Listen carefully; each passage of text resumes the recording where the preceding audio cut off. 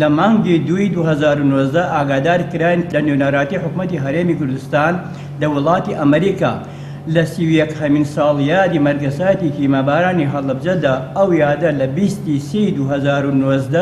بەرز ڕابگیرێت لە وڵاتی ئەمریکا.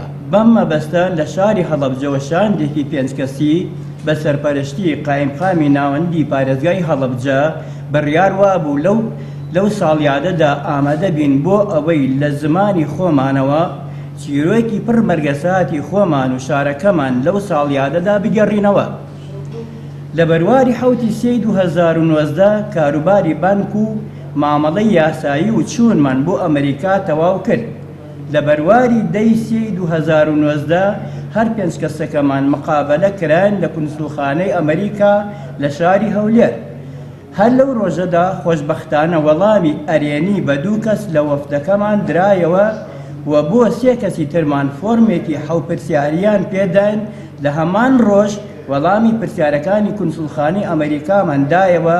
ئەوانش لە ڕێگەی ئیمێڵەوە پێیان گوتین چاوەڕێ بن بۆ وەڵامدانەوەتان.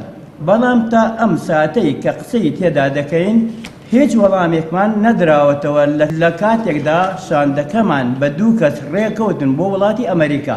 هەر بۆیە لێرەوە ناڕەزایی و گلەیی خۆمان ئاراستەی حکوومەتی هەرێم و فەرمانگەی پەیوەندیەکان و وەزارەتی شەهیدان و ئەنفالکراوان و بە تایبەتی نوێنەرایەتی حکوومەتی هەرێم لە ئەمریکا دەکەن کە بە ئەرکی خۆیان هەڵنەساون و نوێنەرایەتی حکوومەت بە ئەنقەست وا لەم بانگەشتنامەیە کردووە و چونکە لە بەرواری 2019 ئاگادارمان کردن لەم گرفتەی کە هاتووەتە پێش بۆ شاندەکەمان کە لە ڕاستیدا دەیانتوانی کاری ئێمەش بە ئاسانی چارەسەر بکەن.